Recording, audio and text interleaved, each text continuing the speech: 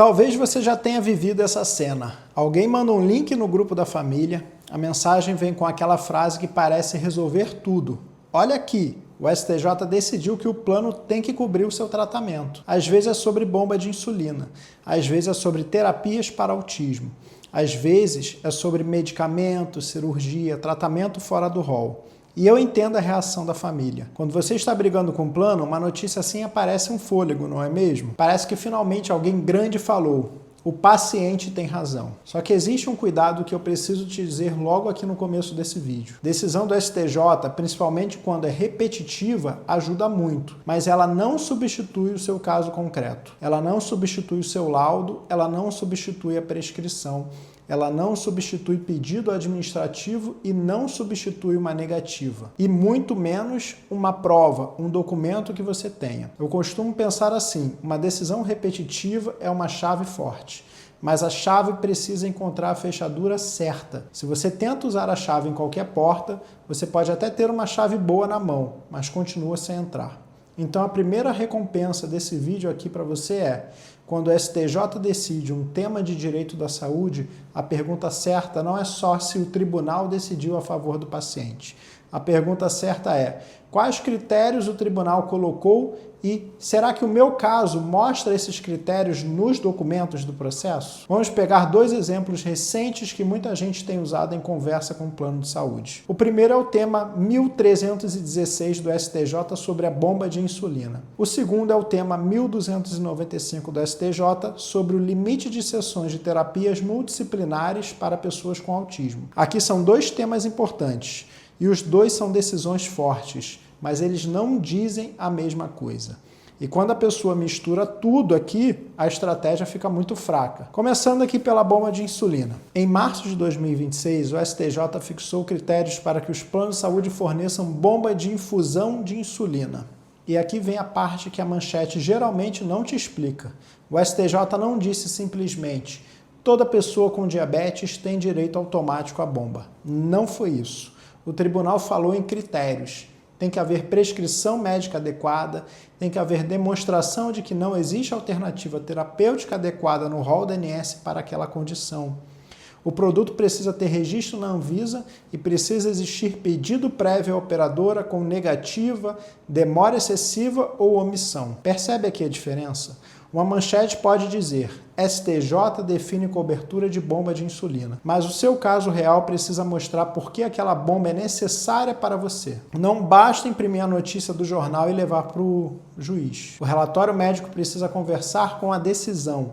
Ele precisa explicar o diagnóstico, o histórico, o controle glicêmico, as tentativas anteriores, as dificuldades com o tratamento convencional, a indicação clínica e por que, nesse caso, a bomba não é luxo e nem conveniência, é necessidade. E o pedido ao plano precisa existir, porque se não houve pedido administrativo, se não houve uma negativa do plano, se não houve uma demora, o caso pode ficar torto desde o começo. Agora vamos para o segundo exemplo, terapias para o autismo. No tema 1295, o STJ reconheceu que é abusiva a limitação do número de sessões de terapias multidisciplinares prescritas ao paciente com transtorno do espectro autista. Isso envolve, na notícia oficial do STJ, sessões de psicologia, fonoaudiologia, fisioterapia e terapia ocupacional. Esse entendimento é muito importante para famílias que escutaram durante anos frases como: acabou o limite anual,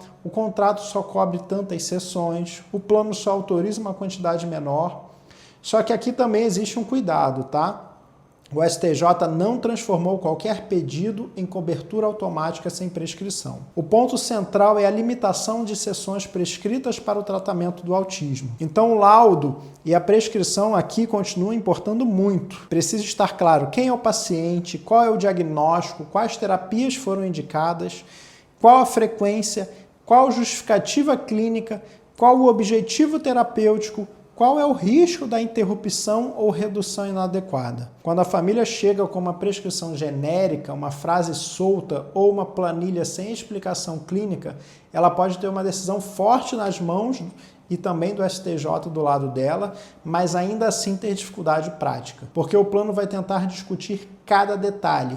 vai tentar dizer que não há uma indicação suficiente, vai tentar discutir o método escolhido, vai tentar empurrar uma rede inadequada para você e vai tentar transformar a sua tese em uma burocracia danada. E aí, de novo, a documentação aqui que decide. Agora, repara no que une esses dois temas.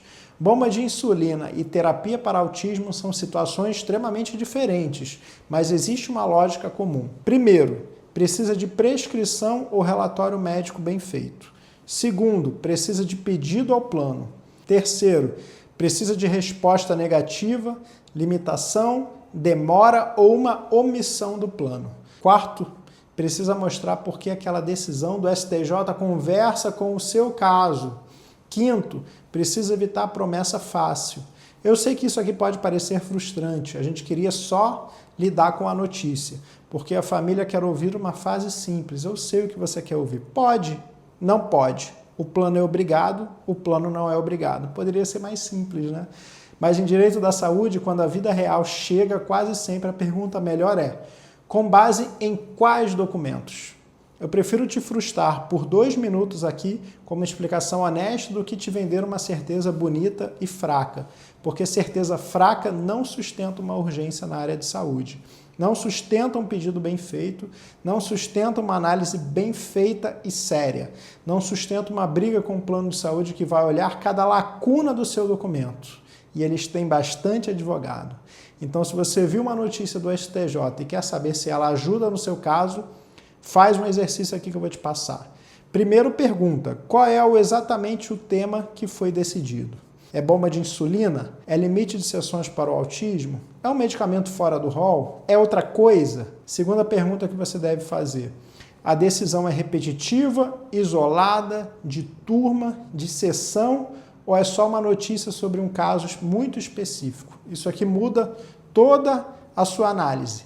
Terceira pergunta, quais critérios aparecem na decisão? No caso da bomba de insulina, por exemplo, prescrição, ausência de alternativa adequada no rol, registro na Anvisa e pedido prévio ao plano com negativa, demora ou omissão do plano. No caso das terapias para autismo, prescrição de terapias multidisciplinares e limitação abusiva de sessões. Quarta pergunta que você deve fazer, meus documentos mostram esses critérios? Quinta pergunta, o plano já negou por escrito ou só falou por telefone? Essa última pergunta aqui parece simples, mas muda tudo. Uma conversa telefônica pode orientar. Um protocolo ajuda, mas uma negativa escrita com motivo, data e identificação organiza uma análise completa. Se o plano diz fora do rol, isso aqui aponta uma linha. Se o plano diz limite contratual, aponta uma outra direção. E se o plano diz não há rede, aí é uma outra tese. Se o plano não responde, a demora também precisa ser documentada. Documente tudo. O erro que eu mais vejo aqui no escritório é a pessoa tentar discutir a tese antes de montar um caso. Ela manda a notícia para o plano responde com uma frase padrão. A pessoa fica indignada.